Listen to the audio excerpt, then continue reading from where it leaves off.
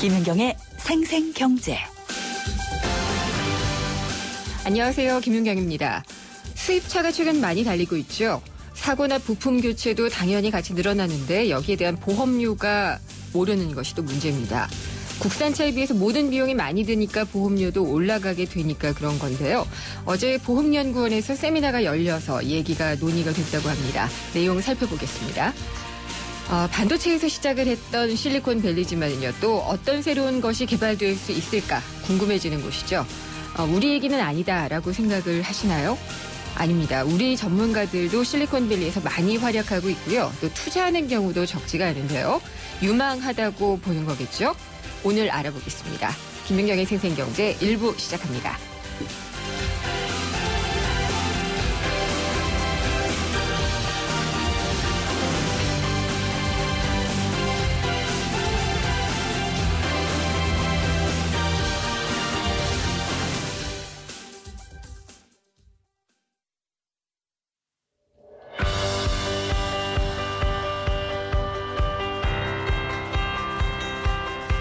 경제 전문 방송 김윤경의 생생경제에 내 의견을 전달하고 싶다면 짧은 문자 50원, 긴 문자 100원, 우물정 0945번, 샵 0945번으로 문자를 보내주시면 되고요.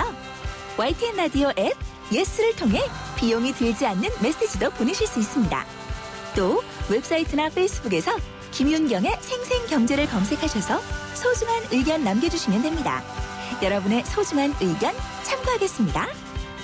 언제 어디서든 꼭 필요한 정보를 주는 김윤경의 생생경제. 듣고 싶어라.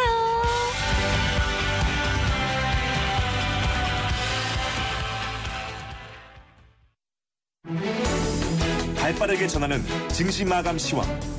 따끈따끈한 오늘의 증시 소식과 함께 심층 분석 시작합니다. 오늘의 증시 분석. 네, 오늘 증시 어땠는지 돌아보겠습니다. 흥국증권 리서치센터의 서동필 수석 연구원입니다. 안녕하십니까? 예, 안녕하세요. 네, 오늘 시장은 어떻게 끝났나요? 네, 오늘은 전일 유럽과 미국 증시의 부진이 우리나라 시장에도 부정적인 여파를 미쳤다라고 평가할 수 있겠습니다. 네. 코스피 종합주가지수는 9.5포인트, 0.47% 하락해서 2009.55포인트에서 마감을 했고요.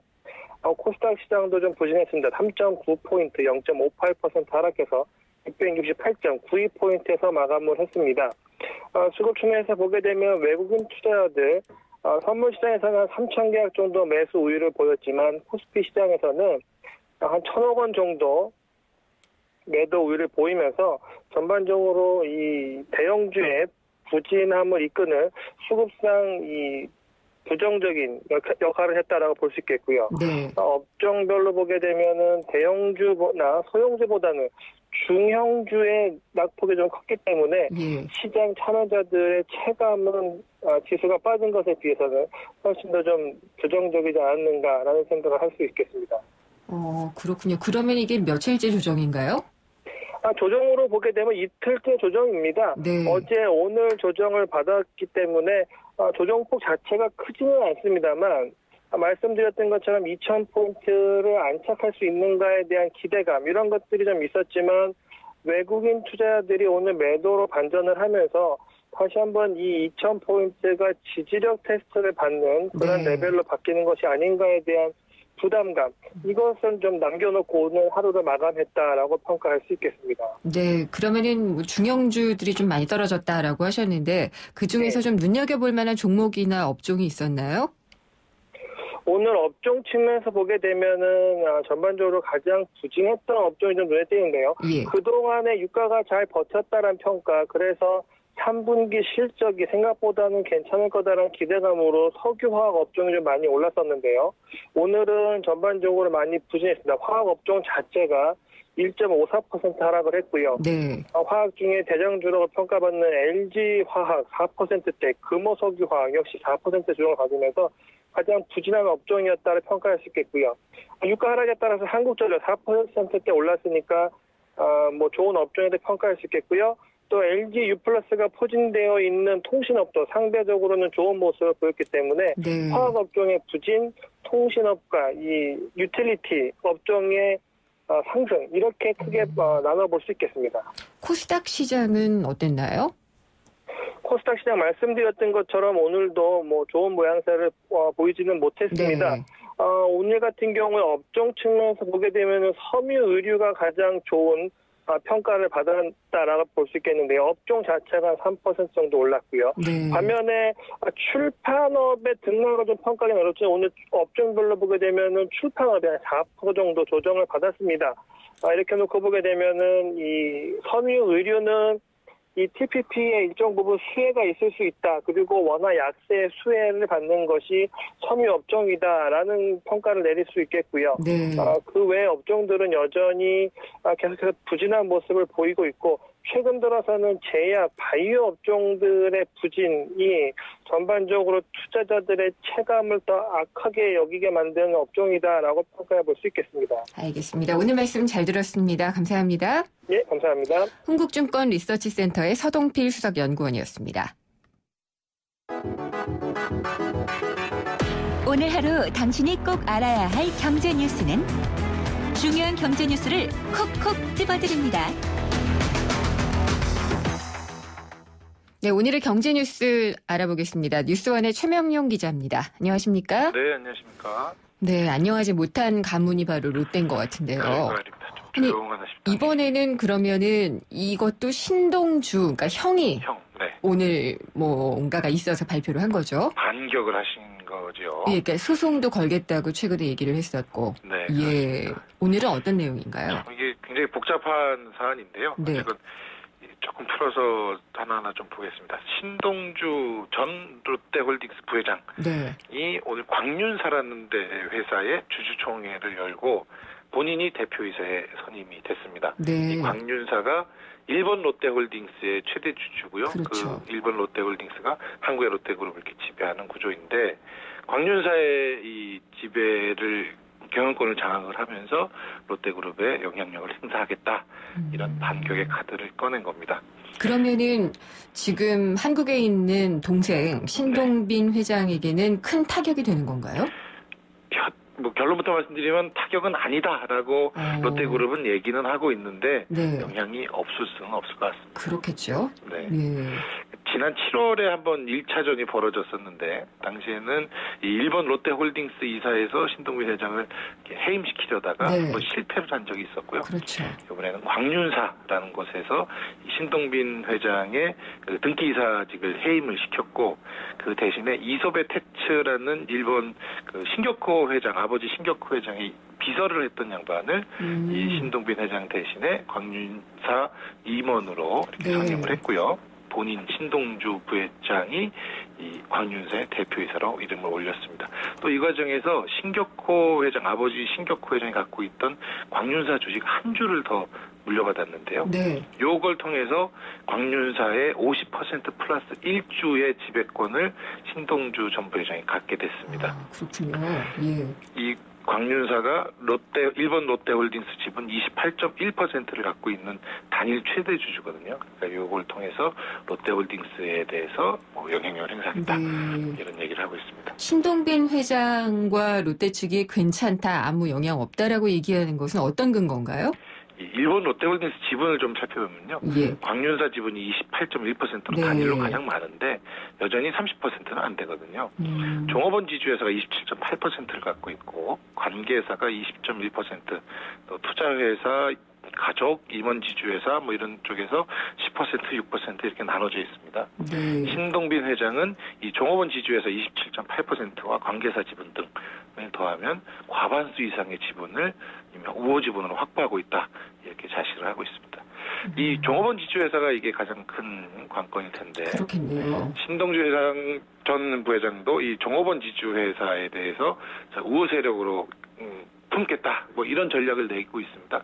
말 그대로 종업원들이 지주회사를 만든 것이어서 이쪽이 어떤 선택을 하느냐에 따라서 네. 롯데그룹의 향배가 갈릴 것 같습니다. 당분간 시끄러울 것 같습니다. 그 종업원 지주라는 게 명분은 있겠죠? 그렇죠. 네. 예, 하나하나 또 찾아가면서 설득을 하는 건가요? 그걸 해야 될 테고요. 어쨌든 누가 제대로 경영할 것이냐에 예. 대해서 이 판단을 각자 할 테니까 하여간 어쨌건 당분간은 시끄러운 일이 계속할 것 같습니다. 예, 그러니까 반격을 하는 측에서 요즘 뉴스를 계속 만들고 있군요. 그렇습니다. 신동주 전 회장이 만든 회사가 SDJ 코퍼레이션이죠? 네, 네. 예, 그쪽에서 지금 발표를 하고 있는 건가요? 계속 그런 얘기들이 발표를 하고 있고요. 네. 며칠 전 소송을 하겠다는 얘기부터 네. 반격 카드, 그다음에 이제 광윤사를 통해서 롯데홀딩스에 어떤 영향을 행사해서 롯데홀딩스가 다시 또 한국 롯데그룹에 뭔가 액션을 또 다음 타겟 행동을 취할 것 같습니다. 법률 자문을 하는 쪽에서도 보니까 네. 정말 지지 않았던 변호사들을 많이 선임을 했더라고요. 네. 양쪽 다 지금 쟁쟁한 법무법인들을 지금 선임을 해서 네. 이게 소송전도 준비를 하고 있는데 참 보기에는 좀 안 좋은 것 같습니다. 많이 안 좋고요. 네. 그리고 이 변호사들만 배부르게 됐어요. 그렇습니다.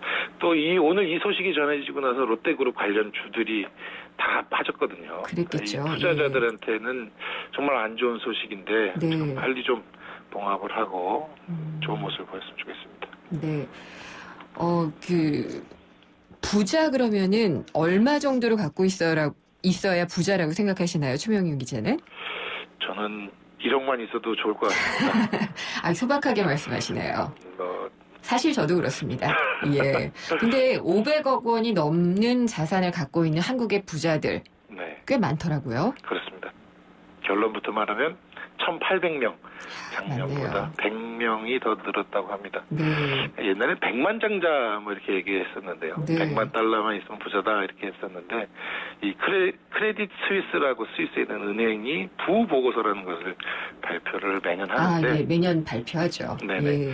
여기서 기준으로 삼는 게 자산 5천만 달러, 우리 돈으로 577억 원 정도가 있으면 부자다.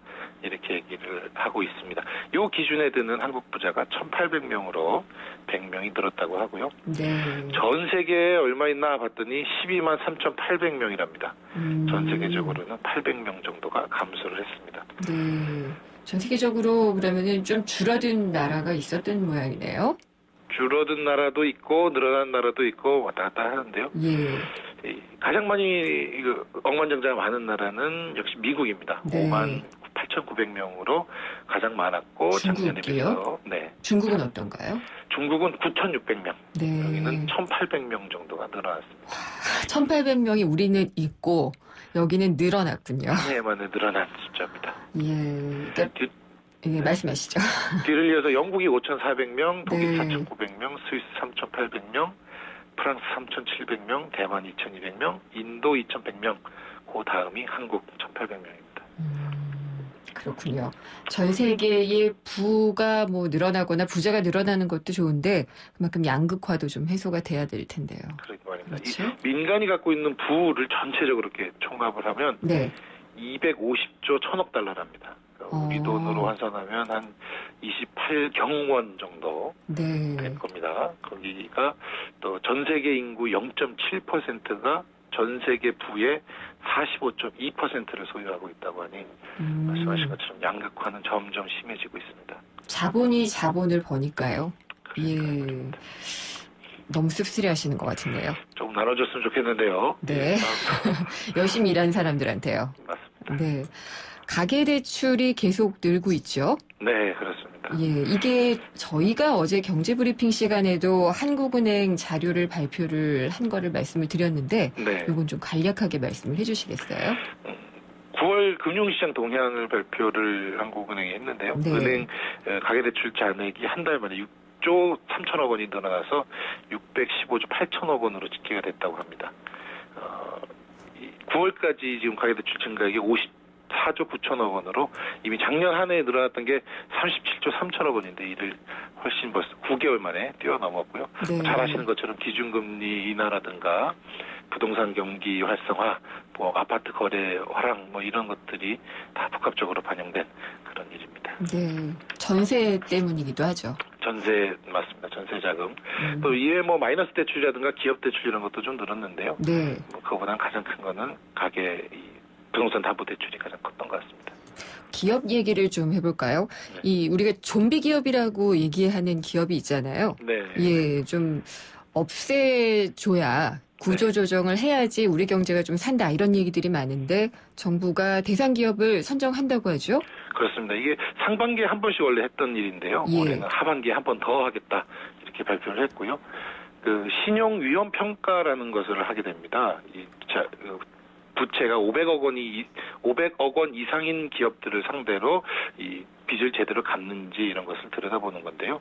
연말까지 대기업 500군데를 상대로 신용위험 평가를 실시할 예정이고요. 말이 계속 나오고 있는데 100군데가 쏟아질 것이다. 150군데 정도가 쏟아질 것이다. 이런 전망들도 나오고 있습니다.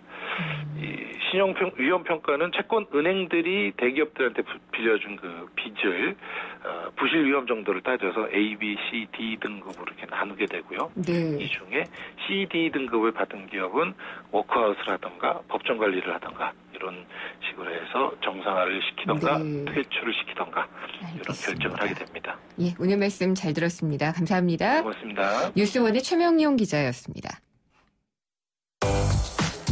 안녕하세요. 유플러스 모델 보아입니다. 최신 영화 미드부터 인터넷 강의와 맛집까지 보고 싶은 비디오를 검색하면 카테고리별로 보기 쉽게 정리해주는 국내 최초 LTE 비디오 포털. 이제 보고 싶은 비디오 마음껏 즐기세요. 호주, 코알라만 떠올렸다면 호주TV 와일드 채널에 도전해보세요. 몬스터 악어에게 먹이 주기, 백상아리와 1대1 맞붙기. 이것은 호주에서 펼쳐지는 실제 상황. 내 마음속엔 호주가 온에어되고 있다. 호주 시드니 브리즈번 주 11회 운항. Excellence in Flight, Korean Air. 7명이 타도 편안한 공간에 프리미엄까지 더했을 때 우리는 이것을 도로 위의 7인승 크루즈 맥스 크루즈라 부른다. 탄생 더 뉴 맥스 크루즈.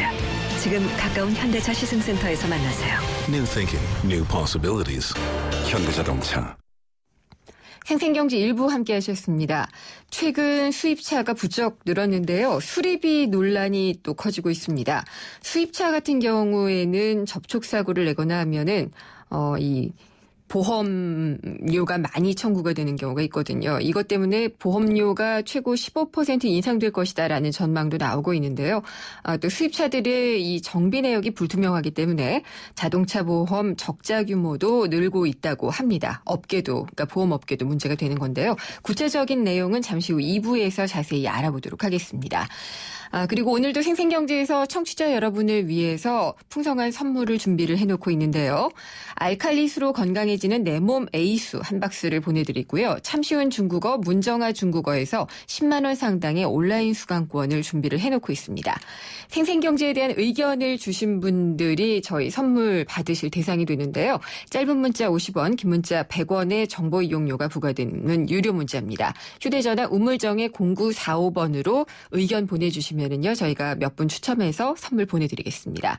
광고 듣고 생생경제 2부 이어집니다. YTN 라디오 캠페인. 물 없는 한라산, 물 없는 제주 바다를 상상할 수 있나요?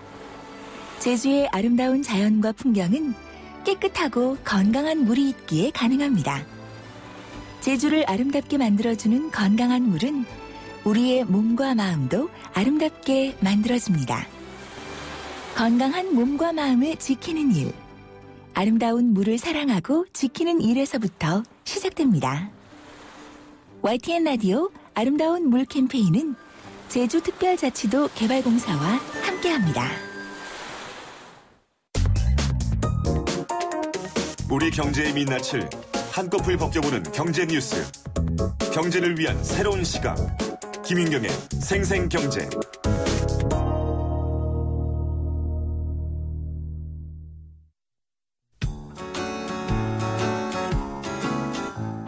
프로젝트 집앤잡 제2탄 최고의 경제정책은 일자리다. 대한민국 일자리의 다양한 모습을 살펴봅니다.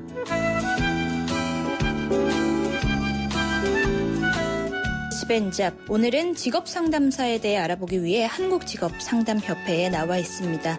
우선은 관계자분의 말씀 먼저 들어보도록 하겠습니다. 이 직업상담사라는 게 정확히 그럼 어떤 자격증인 건가요? 직업상담사는 취업 알선이라든지 아니면은 직업을 선택하는 과정에서의 그런 의사결정, 그리고 직업을 선택한 이후에도 적응의 문제라든지 대상들의 직업 문제, 이런 부분들을 같이 고민하고 해결할 수 있도록 도와주는 그런 직업이고, 베이비 부머라든지 뭐 전직 지원이라든지 이런 여러 가지 다양한 역할들을 하는 데 있어서 도움을 주는 그런 직업이라고 볼 수 있고요. 직업상담사 자격증을 취득하시려는 분들은 직업을 전환하려고 한다던가 경력단절 여성분들이라든지 과거에 자신의 어떤 담당했던 직무를 직업상담과 연결해 보려고 이렇게 전환을 시도하시는 분들이라든지, 직업상담사 자격증은 국가에서 운영하는 자격증이기 때문에 그 응시료 외에는 비용이 따로 들지는 않고요. 다만 혼자 공부하기 어려우신 분들이 그런 직업훈련기관이나 이런 곳에서 개설되어져 있는 직업상담사 양성과정, 그런 과정들을 통해서 필기시험이나 또 2차 시험들을 준비를 하시고, 그러다 보면 80% 정도는 국비 지원을 받고 나머지 한 20%는 자부담을 통해서 교육을 받는 경우도 있는데, 그렇지 않고 혼자 집에서 공부하시는 분들도 상당히 많은 것으로 알고 있습니다. 네, 그렇다면 현재 직업상담사로 활동하고 계신 여성 한 분을 만나보도록 하겠습니다. 이 자격증을 따기 위해서 그럼 얼마 정도 이렇게 준비를 하셨던 거예요? 준비 기간은 2013년 10월부터 준비해서, 그래서 5월 30일 날 취득을 해서 취업에 들어갔죠. 제 나이는 만 49세고요. 네, 제 주변에 있는 분들은 거의 직업상담사 자격증을 가지고 있고 이 분야에서 일하고 계신 분이 많습니다. 지금까지 YTN 생생경제와 한국전파진흥협회가 함께하는 2015 프로젝트 지벤잡 직업상담사 자격증에 대해 알아봤습니다.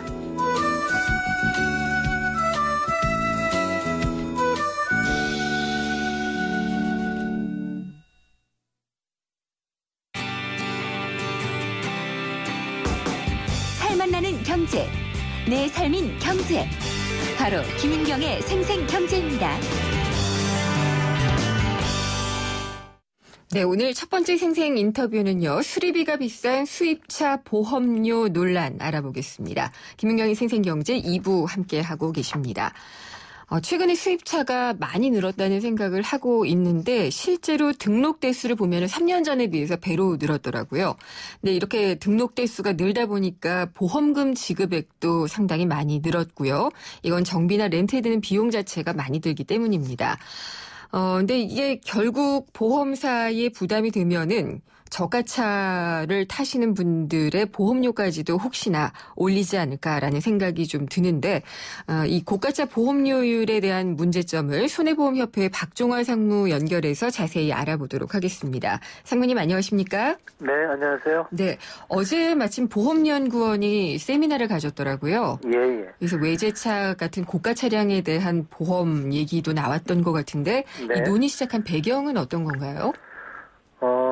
일단 김 기자님께서는 네. 그 자동차 보험, 대물 보험, 네, 그 얼마 정도 가입하셨는지, 그 금액을 보통 말씀드려야 1억 되나요? 정도 드시거든요. 기억을 하시는지 모르지만은 예. 1,000만 원부터 10억까지 있는데, 예전에는 한 2천만 원 정도 들어도 됐었습니다. 네. 근데 이제 외제차가 많이 늘어나다 보니까 외제차랑 사고가 나면은 그만큼 이제 보험료를 물어줘야 되니까, 보험금을 물어줘야 되니까. 네. 최근에는 그걸 이제 1억, 뭐 2억, 그리고 뭐 이제 많이 걱정이 되시는 분은 10억까지 이제 드시는 분들이 점점 늘어나고 있어요. 그렇군요. 저는 뭐냐면은 또 그 보상액에 대해서는 잘 몰랐네요. 예. 아마 확인을 해보셔야 될 것 같아요. 그래서 고급 외제차는 뭐 20억, 30억 되는 차도 있으니까요. 네. 만약에 내 과실로 그런 차를 사고를 내게 되면은 그 부분에 대한 게 보험이 그 이상 돼야지 이제 보험금으로 지급되는데, 그렇지 않으면은 자기가 부담을 해야 되니까. 네.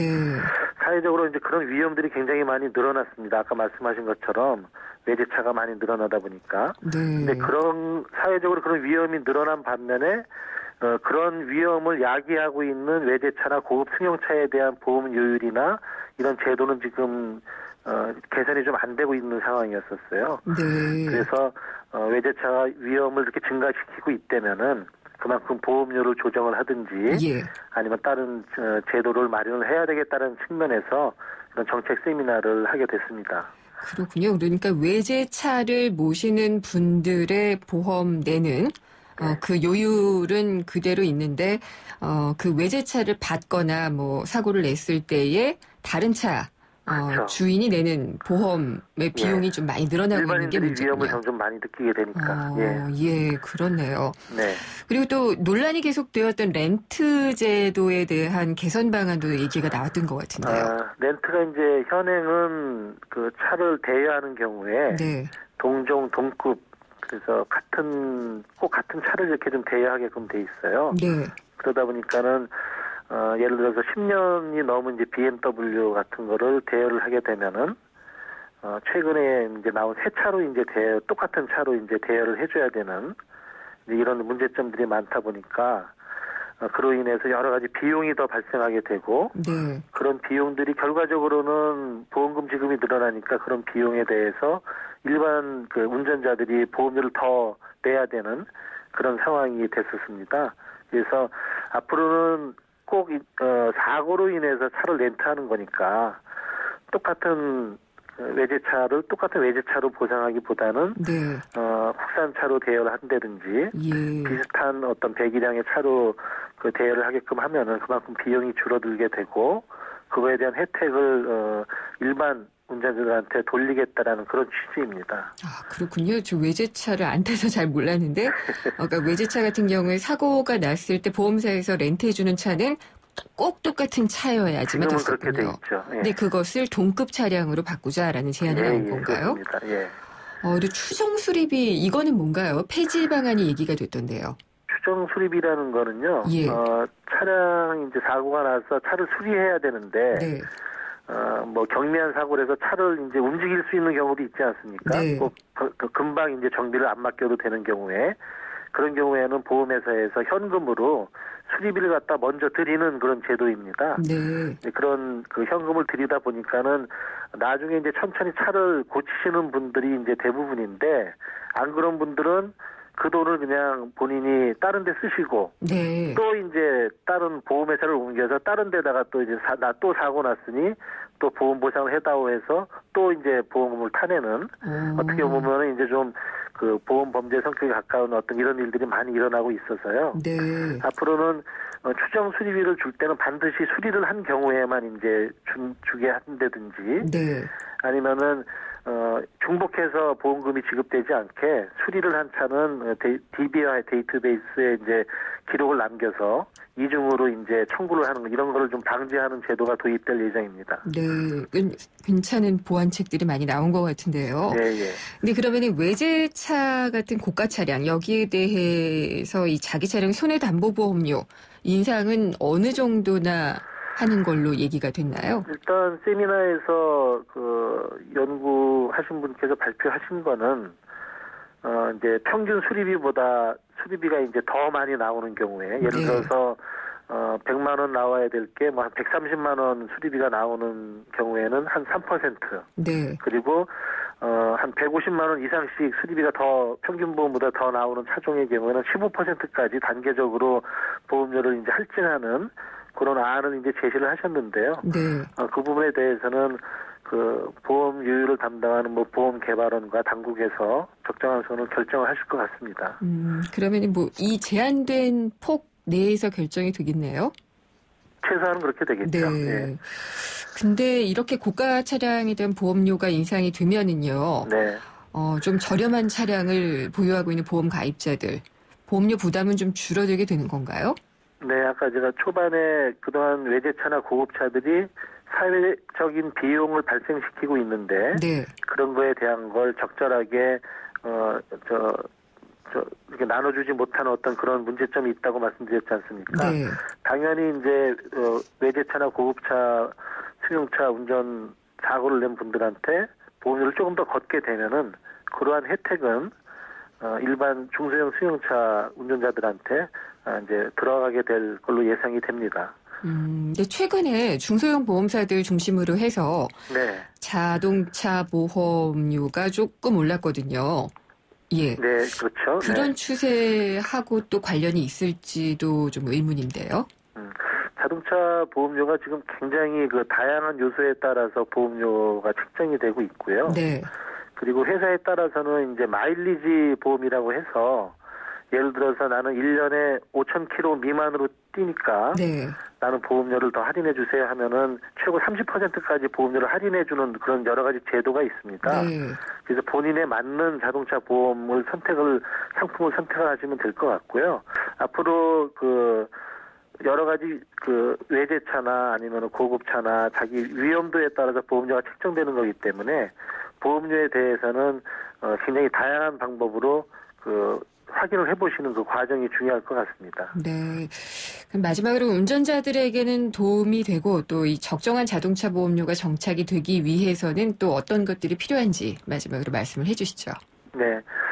일단 자동차가 그 운전을 할 때는 이제 운전자들에게는 편한 일이지만은 이게 조금만 실수를 하게 되면은 사고로 이어지고 그거로 인한 것이 제3자에 대한 피해 그리고 본인한테는 보험료 할증 여러 가지 이제 문제점을 야기시키게 되는 거거든요. 네. 그렇기 때문에 이제 안전 운전 의식이 굉장히 제일 중요한 것 같고요. 보험에 가입하시는 경우에는 아까도 말씀드렸지만은 다양한 상품들이 굉장히 그 많이 구비가 돼 있습니다. 그래서 네. 본인한테 가장 적절한 게 어떤 것인지 예. 인터넷을 통해서도 한번 확인해 보시고 필요하시면 보험회사 설계사들한테 네. 자기 사정을 얘기해서 예. 가장 적정한 보험료로 자동차 보험을 가입하시는 게 중요할 것 같습니다. 보험사에서도 친절하게 더 많이 알려주시면 좋겠고요. 그래야 되겠죠. 예. 네, 오늘 말씀 잘 들었습니다. 감사합니다. 네, 고맙습니다. 네. 손해보험협회의 박종화 상무였습니다. 미래가 궁금해? 스마트한 미래의 모습을 보여주는 스마트 IT 뉴스. 네, 한 주간의 화제가 되는 IT 뉴스 살펴보는 시간이죠. 스마트 IT 뉴스 시간입니다. 오늘은 안드로이드 새 버전이 나왔죠. 그리고 차세대 구글 그 스마트폰 넥서스 시리즈가 또 출시가 됐는데 여기에 대해서 좀 알아보도록 하겠습니다. 한경닷컴의 김민성 기자 전화 연결돼 있습니다. 안녕하십니까? 네, 안녕하세요. 네, 구글 코리아에서 어제 간담회를 해서 이 마시멜로를 발표를 했죠? 네, 맞습니다. 네. 마시멜로 하면은 먹는 건데 항상 이 먹는 걸로 새 버전을 이름을 붙이더라고요. 그렇죠. 항상 그 디저트 시리즈로 예. 이름을 붙이는데 이번이 마시멜로입니다. 그 네.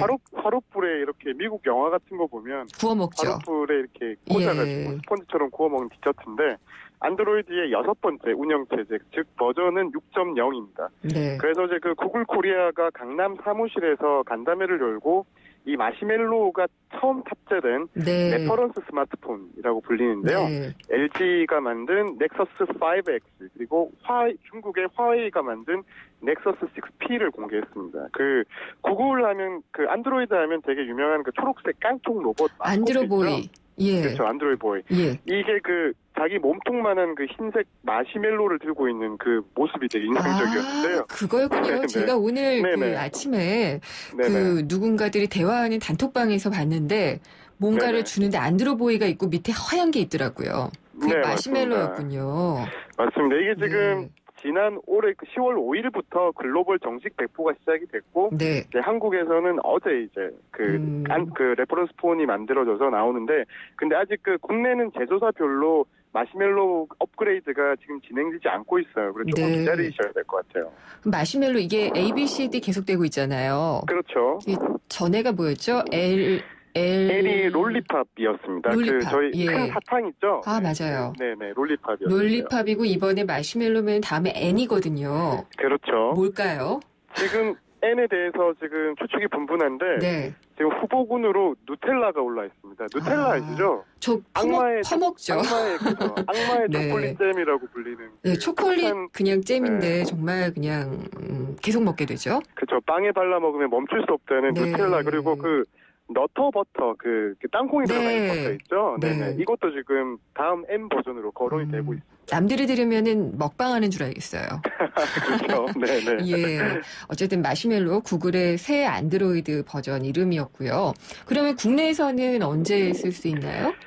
이게 그 안드로이드 폰이 애플 아이폰이랑 달라서 이게 제조사별로 운영 체제를 각각 최적화하지 않습니까? 네. 그래서 국내 그 갤럭시 쓰시는 분이나 뭐 LG 뭐 G3, G4 쓰시는 분들은 삼성이나 LG가 그 마시멜로를 배포할 때까지 기다리셔야 돼요. 아마 네. 올해 말이나 돼야 될 것 같은데 뭐 궁금하시면 뭐 제조사에 문의하시면 됩니다만 그래서 사람들이 이 레퍼런스 폰을 사는 겁니다. 네. 이 레퍼런스 폰이 그 자동차로 말하면 순정 제품 같은 거예요. 그렇군요. 예. 예, 그러니까 뭐 이번에 공개된 뭐 넥서스 5X나 6P 모두 다 구글이 만든 최신 마시멜로 그대로를 담고 있거든요. 네. 그래서 레퍼런스 폰을 사시면 이후에 뭐 누텔라가 됐든 이게 업데이트가 돼도 가장 빨리 그 업데이트를 받으실 수 있습니다. 그렇군요. 근데 그러면은 롤리팝하고 이번에 마시멜로하고는 뭐가 달라요? 일단 뭐 말씀을 드리면 그 눈에 가장 띄는 게 Now on Tap이라는 기능이 있어요. 많이 들어본 왠지 그런 단어 같긴 한데, 예. 예, 이게 약간 그 애플 시리 같은 개인 비서 같은 거 생각하시면 돼요. 네. 만약에 뭐 친구가 뭐 문자 메시지로 뭐 이태원에서 만나자, 네. 이태원에 뭐 해밀턴 호텔 앞에서 만나자 보내면 홈 버튼을 뭐 1초 이상 꾹 누르면 메시지를 자동 분석을 해요. 그래서 네. 뭐 약속 장소가 어디고 교통편은 어떻게 되는지 이런 필요한 정보를 보여줍니다. 그래서 똑똑해지네요. 네, 캘린더에 뭐 저장되어 있는 일정이나 뭐 지도, 가까운 식당 같은 앱을 실행시키기도 하고요. 두 번째로 눈에 띄는 게 일단 전력 소모 부분인데 네. 지금 잠자기 모드, 저희 뭐 슬립 모드 이런 거 있죠. 그다음에 뭐 앱 대기 모드, 그 백그라운드에서 앱이 그 쓰지도 않는데 계속 돌아가면서 그 배터리를 잡아먹잖아요. 네. 이런 것들을 차단해주는 절전 기능이 들어가서 이게 그 5.0 롤리팝과 비교하면 배터리가 평균 한 30% 더 오래 간다. 뭐 이렇게 지금 그래요? 구글은 얘기를 하고 있습니다. 이게 그러면은 아이폰의 iOS에서도 이런 절전 기능이 있나요? 그렇죠. 그 아이폰에서 보면 그 뭐 슬립 모드라든지 지금 이번에 새로 iOS 9을 깔아보신 분은 아시겠지만 네. 그 20% 이하가 되면 왜 그 배터리가 빨간색으로 변하잖아요. 그렇죠. 그러면 그 저전력 모드 알림을 주면서 저전력 모드를 쓰겠느냐 이런 그 알림을 주거든요. 비슷한 기능이시라고 생각하시면 될 것 같습니다. 그렇군요. 그리고 지금 마시멜로 보시면 제일 뭐 사람들이 많이 기대하고 있는 게 지금 안드로이드 페이 네. 지문인식이거든요. 예. 물론 뭐 애플이 벌써 뭐 지문인식 뭐 애플페이를 하고 있습니다만 삼성도 하고 있고요. 있는데 지금 이 안드로이드 전체 기기로 구글이 내놓은 기기로 지금 확대가 될 그 마시멜로부터 확대가 됩니다. 이거는 그 지금 그런데 미국밖에 지금 안 되고 있어요. 네. 그래서 한국에서 시작이 되려면 뭐 적어도 올해 말 정도는 돼야 될 것 같다고 얘기가 나옵니다. 그렇군요. 그러면 어쨌든 올해 말까지는 마시멜로를 계속 기다리고 있는 수밖에 없을 것 같은데요. 네네, 그렇죠. 네, 근데 이게 많이 소비자들이 버전이 달라졌다라는 걸 느낄 수는 있을까요? 그 지금 말씀드린 것처럼 예. 뭐 어디서 많이 본 것 같은 기능들이 많죠, 그죠? 그렇죠. 네.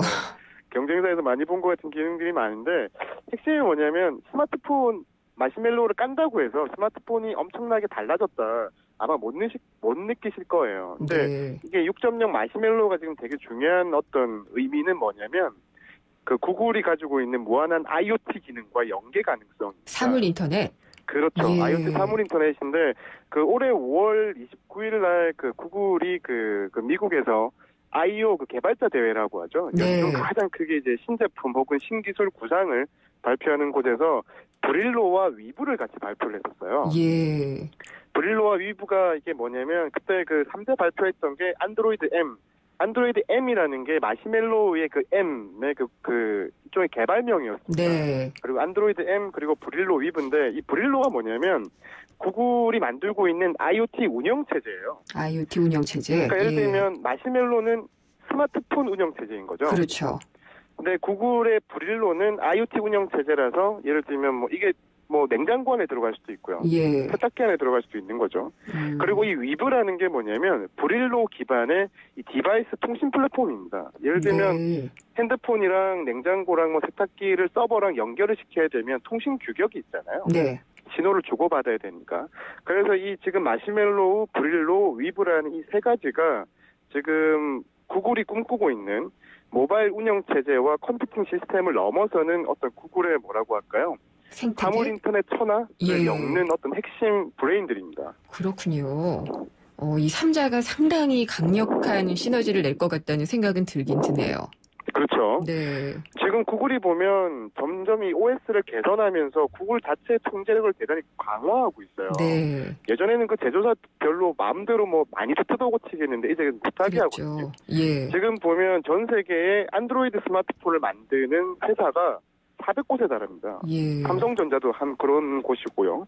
그리고 지금 뭐 유통사만 4천여 개가 달하기 때문에 뭐 안드로이드가 지금 너무 다양하게 쓰이고 있는데 이거를 하나로 IoT 시스템으로 통제를 하려면 네. 분명히 강력한 분명한 운영 체제들이 필요하잖아요. 네. 그래서 이 지금 브릴로, 위브 그리고 이 마시멜로우를 가지고 예를 들면 스마트폰부터 뭐 웨어러블, TV, 노트북, 태블릿, 자동차 뭐 이런 일상적으로 쓰는 모든 사물들을 안드로이드 생태계 안으로 더 강력하게 묶겠다 이런 주장을 지금 표현하고 있는 겁니다. 시작하고 있는 단계입니다. 그러니까 안드로이드는 좀 개방적이고 iOS는 좀 폐쇄적이고 한 그런 그 막연한 느낌들이 있었는데 그렇죠. 이제 안드로이드도 이 진영을 상당히 좀 견고하게 굳히면서 베타적으로 가네요. 그렇죠. 이게 그 위브라는 게 영어 단어로 보시면 이게 카페트를 이게 한 수 한 수 짜는 행위를 위브라고 하거든요.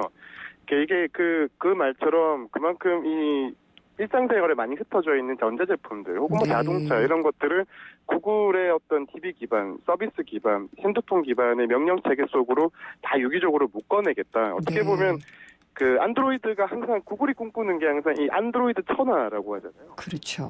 어떻게 보면 지금까지 구글은 웹과 모바일 세상에 머물러 있는 게 아닌가 생각할 수도 있지만 구글이 지금 뭐 자율주행 자동차 같은 것도 만들고 그리고 뭐 위성을 쏘려고도 하고 드론을 띄워서 인터넷으로 뭐 전 세계를 연결하는 구상도 가지고 있잖아요. 그렇죠. 이런 것처럼 구글은 이 6.0 마시멜로부터 보다 더 명확한 이 사물 인터넷 세계를 꿈꾸고 있다는 점을 드러내고 있습니다. 확 이렇게 구글의 그 범위가 넓게 느껴진다는 그런 느낌이 드네요. 오늘 말씀 잘 들었습니다. 감사합니다. 감사합니다. 한경닷컴의 김민성 기자였습니다. 사장님들은 고민이 많다. 우리 가게 와이파이 설치해야 하는데 카드 결제기는 어떡하지? CCTV도 달아야 하는데 올레비즈 성공팩에 맡기세요. 사업에 필요한 IT 서비스를 한 번에 거기에 휴대폰 통신비 할인까지 올레비즈 성공팩 문의 1588-0114 올레. 지금 이 순간 아빠가 출근할 때 우리 모두 다 같이 뭘 자꾸 짜? 짜먹는 감기야. 물 없이 먹을 수 있으니까 어디서나 감기 잡기 쉽거든. 약 먹는 타이밍을 놓치면 감기 잡는 타이밍을 놓치니까 국내 최초 짜먹는 감기약 대원제약. 기술이 있다. 오래 걸어도 다리가 편안한 등산화 기술. 혁신이 있다. 스마트폰으로 자켓의 온도를 조절하는 아웃도어의 혁신. 앞선 기술력으로 글로벌 넘버원을 향해 히말라얀 오리지널 블랙약. 한국GM 한국능률협회 컨설팅 선정 2015년 한국산업의 고객 만족도 조사 경영승용차 부문 1위 기념 고객 감사 혜택 월 19만 3천 원으로 더 넥스트 스파크의 오너가 되세요. 지금이 당신이 꿈꾸던 기회. 10월 한 달간 LSMT 모델 4.9% 60개월 할부 기준. 홈페이지 참조. Chevrolet, find new roads. 7명이 타도 편안한 공간에 프리미엄까지 더했을 때 우리는 이것을 도로 위의 7인승 크루즈 맥스 크루즈라 부른다. 탄생 더 뉴 맥스 크루즈. 지금 가까운 현대차 시승센터에서 만나세요. New thinking, new possibilities. 현대자동차. 도시를 떠나지 않아도 오롯이 나만의 시간, 나만의 여유를 찾는다. 나는 테라스에 산다. 개통 예정 운양역 앞에 오는 한강신도시 대규모 테라스타운. 운양역 한신휴 더 테라스. 10월 오픈 예정 1800-8169 한신공영. 드디어 운정신도시에 푸르지오가 들어섭니다. 프리미엄 아울렛 두 곳에 LCD 산업단지 운정고라니 탁월한 입지 아닌가요? 1956세대 대단지에 쾌적한 환경까지 올가을 푸르지오가 홈런을 날립니다. 운정신도시 센트럴 푸르지오 10월 오픈 1600-0744 푸르지오 대우건설. 트릭스타 시작. 국민 모두 함께 하나 둘 셋 넷 21번 크게 마시고 가슴을 활짝 펴세요. 한 걸음 두 걸음 국민 모두 함께 걸어가요. 지금까지의 아웃도어를 넘다. 대한민국 국민이라면 스타 트릭스타. 김은경의 생생경제 2부 포스코 그리고 마지막 안주 숙취 해소 캔디 키스립과 함께했습니다. 최근에 실리콘밸리에 한국 금융사들이 진출하려는 움직임을 많이 보이고 있는데요. 아무래도 앞으로가 유망하다고 보기 때문이겠죠. 4시 뉴스 듣고요. 한국 금융사들이 실리콘밸리를 찾는 이유 생생경제 3부에서 알아보겠습니다.